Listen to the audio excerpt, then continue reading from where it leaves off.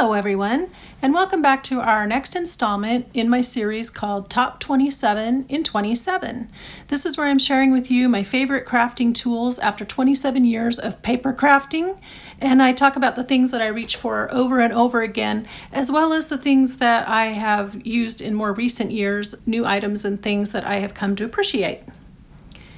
Last week we talked about basic tools, so this week we will talk about cutting tools. So what you see here are just a few of my favorites, and I left them up so I could take my thumbnail picture for the video. This includes cutting tools, includes all kinds of things such as scissors, punches, paper trimmers, and all of that. Remember, these are just my opinions of what I like to use and what I've formed attachments to in the last 27 years. You are free to make your own decisions. So let me go ahead and get this cleared off, and then we'll get started and I'll chat with you about different ideas and options in cutting tools.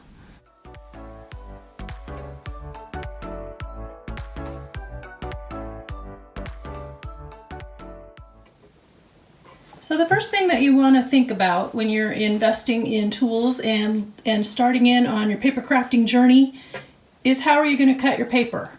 Well, one of the basic things that you can use for that is a paper trimmer. In last week's video, I talked about basic tools to invest in when you're first starting up, and I showed you the one that I used for 20-some years until just about 3 years ago or so when I invested in this paper trimmer. There are so many different kinds now on the market that it can be a little bit overwhelming. I wanted to show you this guy. He's a little bit big to fit in the frame, but he's also one of my first paper trimmers that I bought from a friend. She was downsizing and getting rid of a lot of her supplies, and this is just your standard guillotine style paper trimmer. Luckily it has a safety catch. These are the kind like you see in school classrooms or someplace like that. It does okay. However, the reason I helped my friend unload this one is because it's really good for those big pieces of chipboard and book covers and heavy objects like that. The blade will eventually need sharpening, and so I'll worry about that when the time comes, but something similar to this is one way that you can go. I do find the downside is that it does not cut very straight, but I do keep it around for the big heavy pieces that I can't cut with a regular paper trimmer. Let me trade this out. The other downside to that trimmer is that it is so heavy, and then storage can be a problem, or if you have little people around with little fingers, you want to keep that far away from where they could get a hold of it and possibly injure themselves. This is the one that I upgraded to a few years ago. It is also by Fiskars, has the self-sharpening blade, and I did talk about it a little bit last week. I like it because the platform unfolds so I can measure my 12 inches, or I can leave it shorter at a 6-inch length, and then it will cut almost all thicknesses of paper or cardstock, chipboard, that kind of thing. There have been a few that it hasn't been able to get through, but for the most part, this guy does everything I need him to do. Now, there are newer ones as well that I know Tim Holtz and the Tonic brand have come out with. And there are smaller versions of the guillotine trimmer, and I don't own any of those. I just stick with the ones that I've shown you. They have smaller ones that are about 6 inches wide and with the guillotine arm, and one will cut a straight edge, and then I know that there's also a newer one that Tonic came out with under the Tim Holtz brand, and it does a decal edge. So those are really fun. I've seen a lot of ladies use them. I just don't feel like I need to invest in them because I have what makes me happy, and I try to get items that are multi-use, or that I can get more than one way to use it out of it. Not to say that I wouldn't probably invest in one or the other of those smaller ones if I decided to get rid of the big guillotine, for example. Another type of cutting tool that you're going to want to invest in is just a basic pair of scissors. Now, there are all kinds of them out there on the market. You can just get your standard school supply scissors, or anything that has maybe a little bit longer blade. I have this one that I've more recently acquired that's got the pretty shinies, but that's really all that's all that's special about it. I just got it because I like the pretty metal, but it has, you know, a longer blade here for cutting long pieces of paper. The Tim Holtz scissors, I did talk about these last week as well, but these are really good for cutting through heavier things. They're very strong. They're made of titanium, and they've got Teflon coating, so things don't stick to them. Like if you've cut through where you've glued or something sticky residue or score tape or something like that, it won't stick to this. You don't have to clean them as often, and they're supposed to not need sharpening, which is also a bonus. From what I understand, you can use them in both hands. They're either left or right because of this comfort grip that they have here. These are nice for getting into smaller spaces, for cutting closer edges and give you a little bit more control than the longer blade. This is great for just cutting right up the edge of something. This is a little bit nicer for cutting in closer. And then for the really fine detailed work, a lot of ladies, particularly if you really enjoy the fussy cutting, which is cutting out all of the details and all the intricate spots on an image so that you can use it on a project.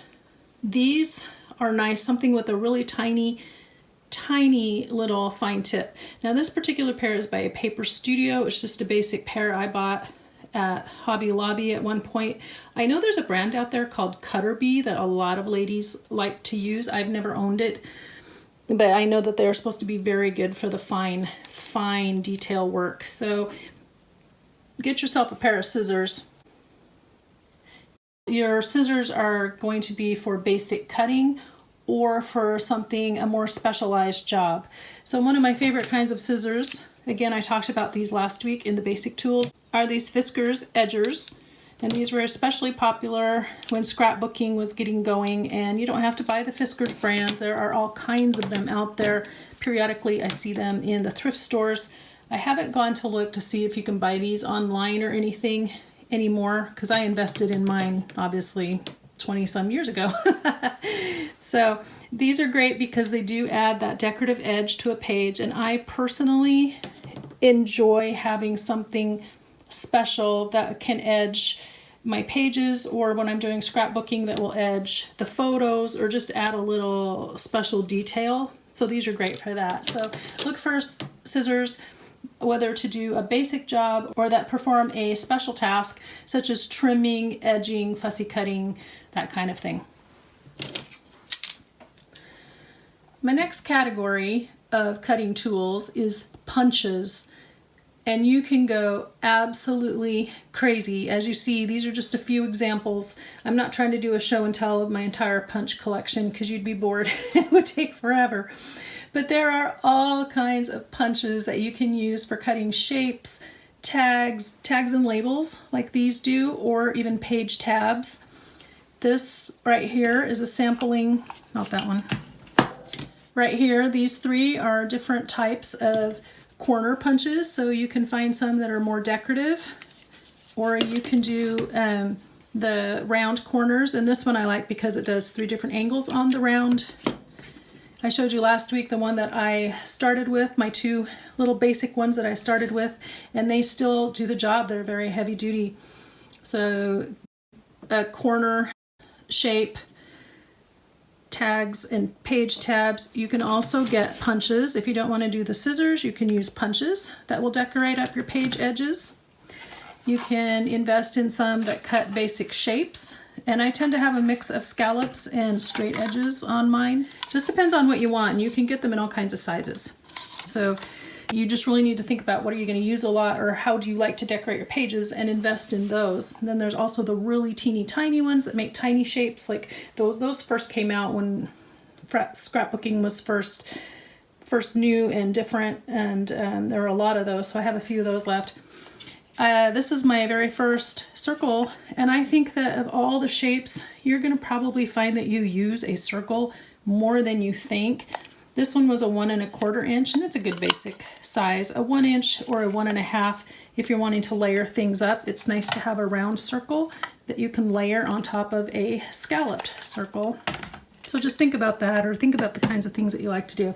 And then the last one, the last category, of course, are shapes, where you can go absolutely crazy. Flowers are very popular, and there's different styles. Like this one from Fiskars is a squeeze style. This one is a one that you just press. These are nice. I like these a lot. This is from EK Successor. I think it's just called EK Tools, but they collapse and lock so that you're not taking up as much room in your drawer, and you can maybe even stack them if you want, and then you just unlock it to use. The flowers are very popular, and then any other kinds of shapes, stars, words, like I have the love, I have the ampersand, butterflies are very popular. That's probably something that is one of the most versatile objects that you can decorate pages and papers with. And this one was by Little Bee. I think I ordered it online somewhere, but it again collapses and locks in place. So those are some of the things that you can buy in terms of punches, but then there's another whole category of punches that don't look like this, and they are more of a basic hole punch style. I talked about those last week. I have my basic round hole punch that punches, I think that's a 1/4 inch round circle. Yeah, 1/4 inch. And then you can get these sometimes in shapes. This one is a teardrop. I don't know if you can actually see what I've got there, but that one's a teardrop. This one I find very useful for setting eyelets or for punching holes for brads. This one is the 1/8 inch circle, so I use that one quite frequently. I have one that's a 1/16 that's great for punching little holes in your paper for putting brads through. This one was just your basic slot. I hope you can see that. For punching along the edge of a page so you could thread ribbon or something. And I've since purchased one that's a little bit bigger for putting along the edge of tabs. So those are some other kinds of punches that you can invest in. And then the last kind of punch, it's kind of a combination of corner punch and hand punch, hole punch. This one happens to have the stub and the deco, and they're by We Are Memory Keepers. So look for corner chomper and just see what you find. I've had this one for a little while. I haven't been able to find a lot of other shapes, and I talked about that in last week's video as well. I will link last week's video and the series videos. I will put them up in the cards, and then I'll link them in the end screens at the end of each video for this series, just so you can reference back and forth and watch all the videos in the series so you don't have to miss anything. Let me clear this away, and then we'll talk about item number 4.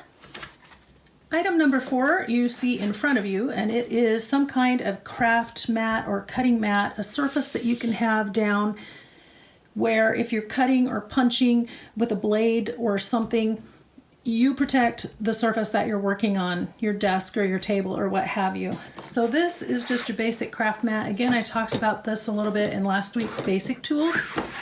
This one's by American Crafts. It's a nice versatile size. It's 23 by 17, and I talked about that in last week's video as well. Some other options. This one is a 12 by 12.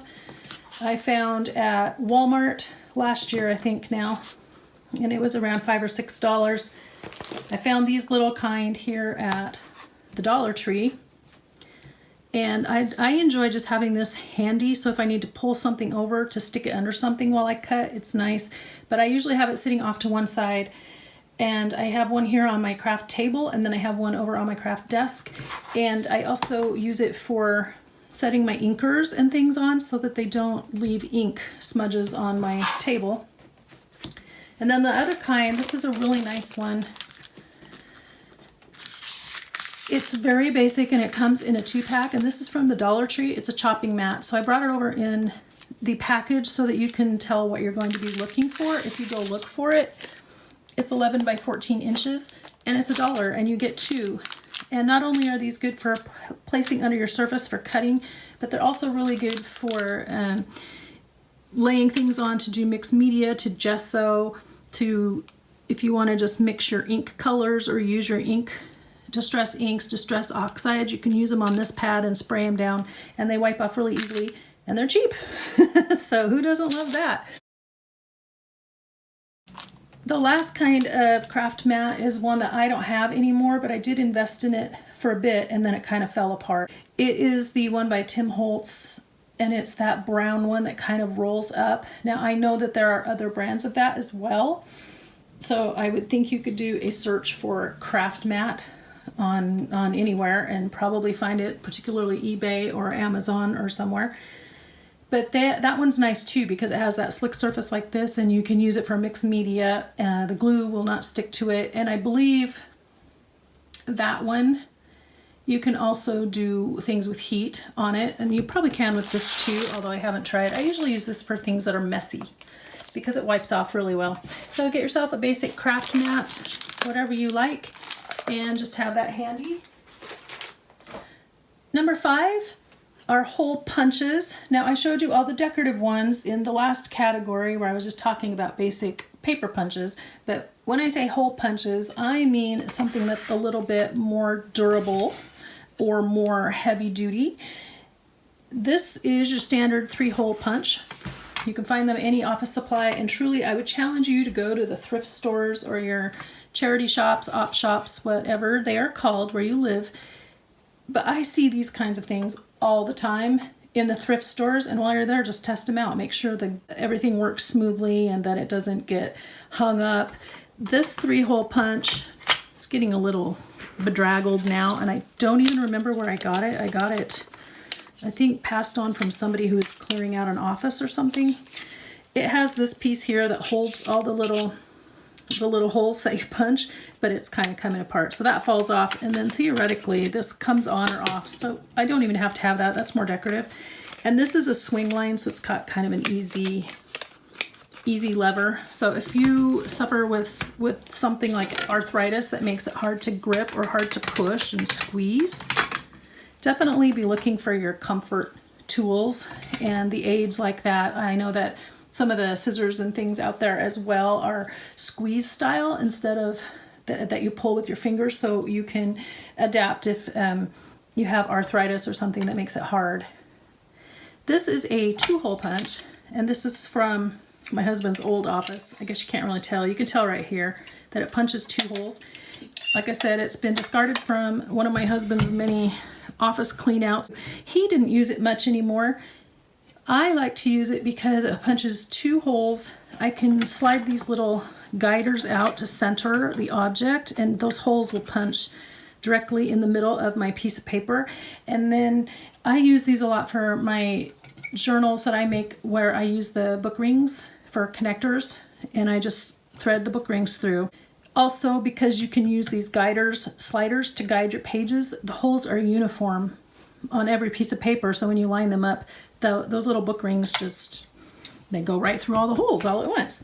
And then more recently I bought this. I had purchased one for my daughter, and then I wished I had one, and I found this one then at Tuesday Morning. It is meant for using with planners and those kinds of things, but it is also adjustable. So these little tab peggy things pull out, and then you can set them where you want your holes to line up on your page, and then just punch over and over and over. So it's a variation of this 2-hole punch. It's just that you can do more than 2 or 3. You can line them up however you want. So say if I wanted 2 at the bottom of the page and 2 more towards the top, I could line up my holes like that, and that would be really pretty, wouldn't it? If you just punched your holes in a decorative fashion like that before you made your journal.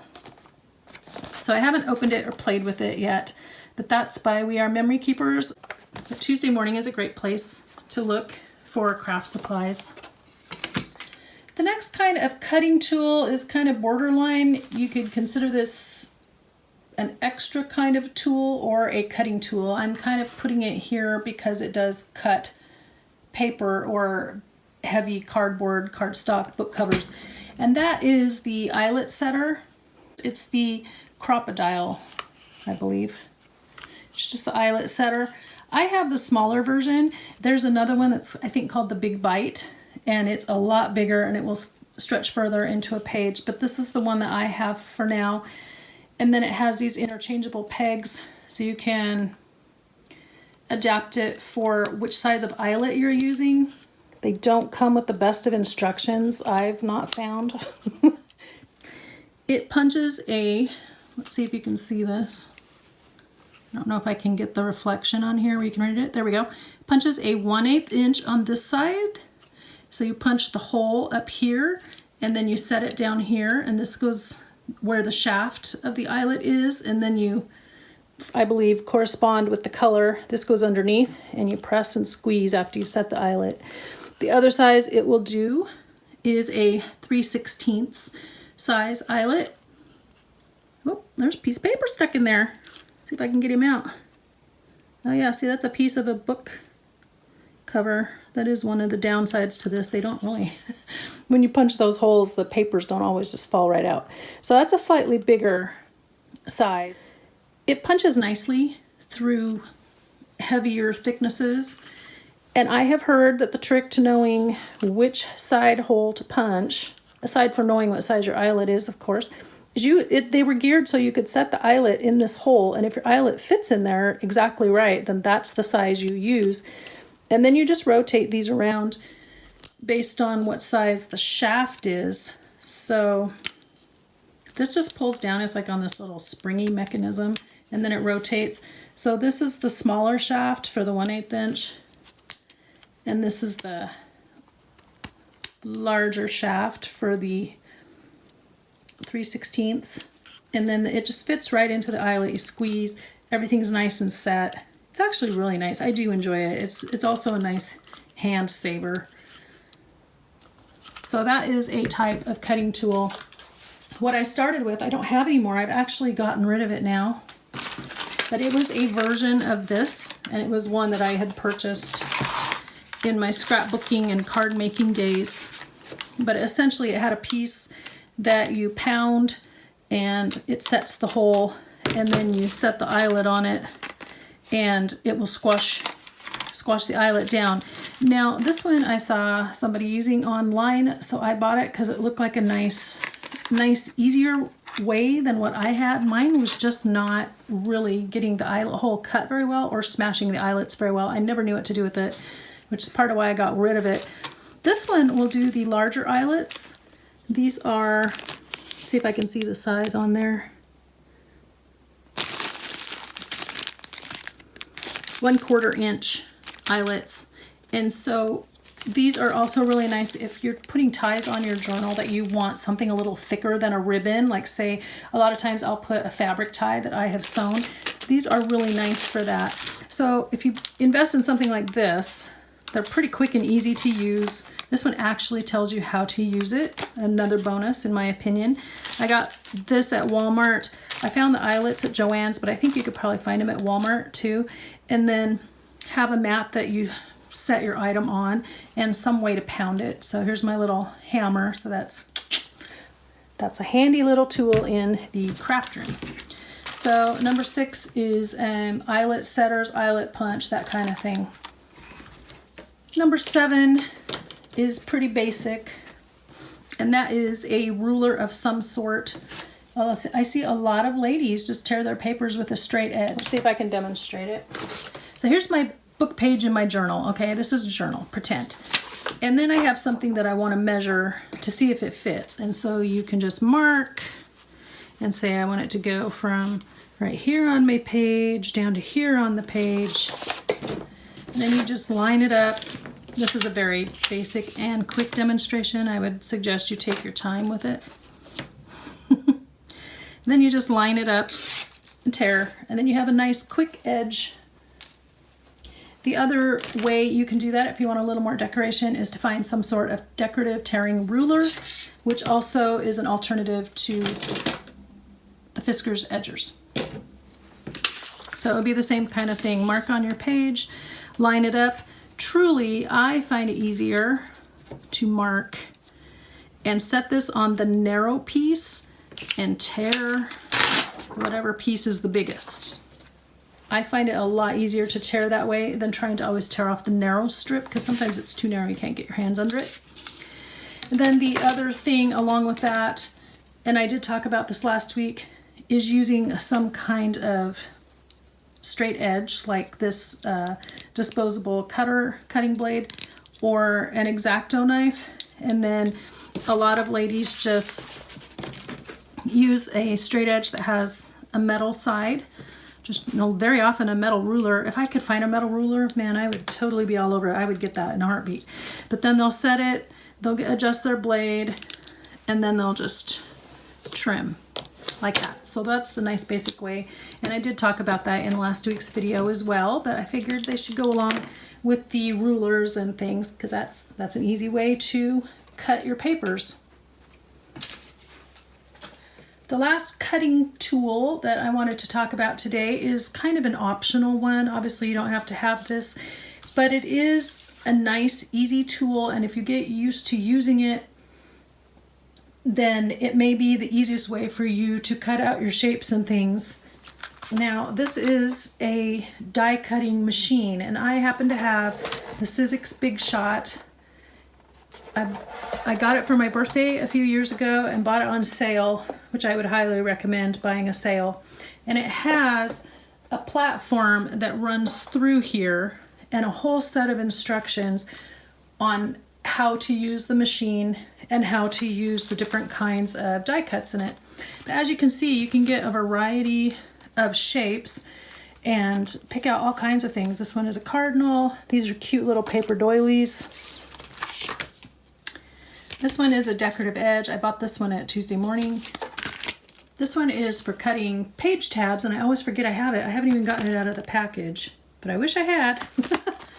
Some of these I bought from a website a few years ago, and I don't remember the name, but it only does die cuts, and it seemed to be a pretty good place to buy things.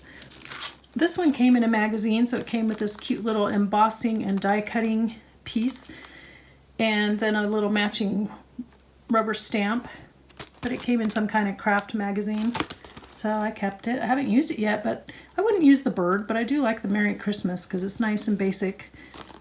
And a lot of these you can either just cut or you can cut and emboss. The reason I got the Big Shot is because it does all the different thicknesses. See some of these die cut shapes, or the dies. This is the actual die, D-I-E.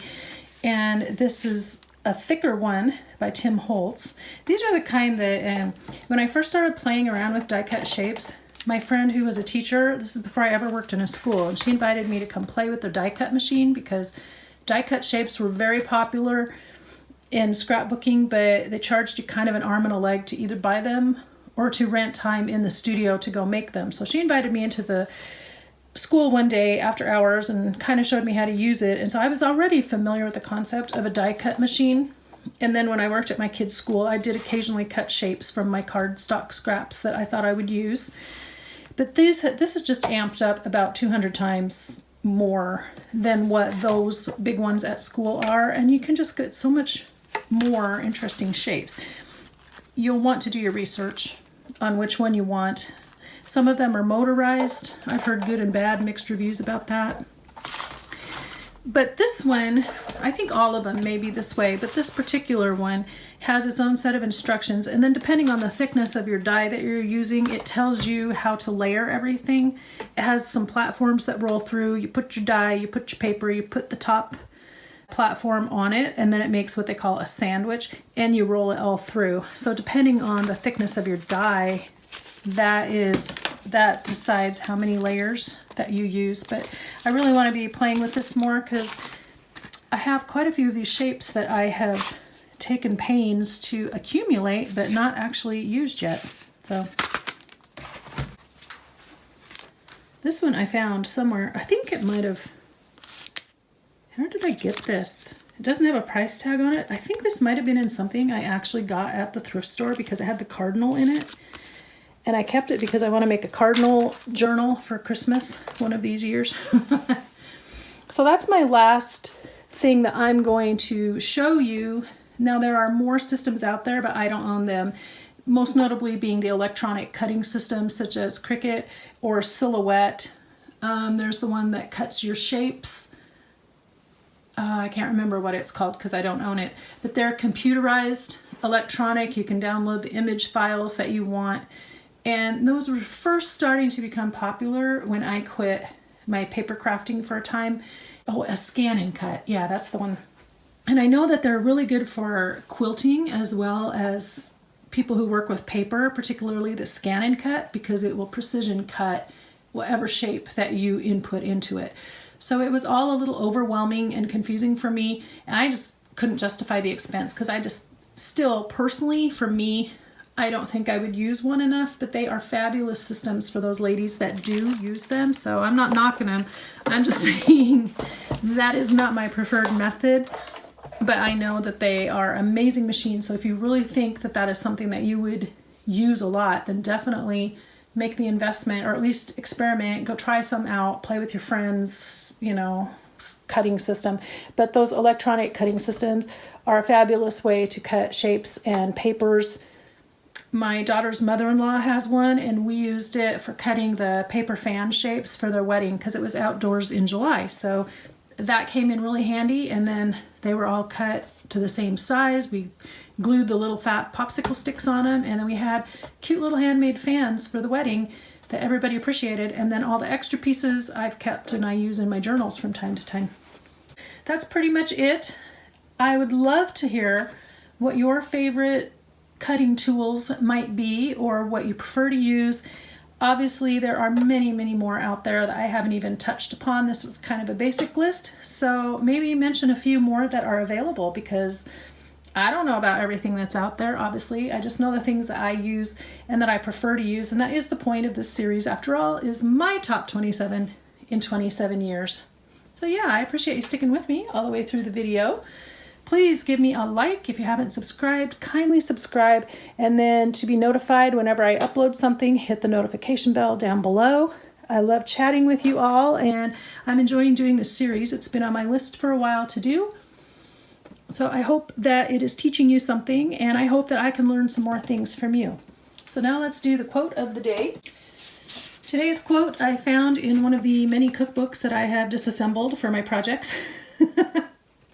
And it says, "It's easy to be an angel when nobody ruffles your feathers." It's easy to be an angel when nobody ruffles your feathers. And with that, folks, I'm going to close for another week. So until next time, be inspired and do something creative today. I will talk to you in the next video. Bye-bye.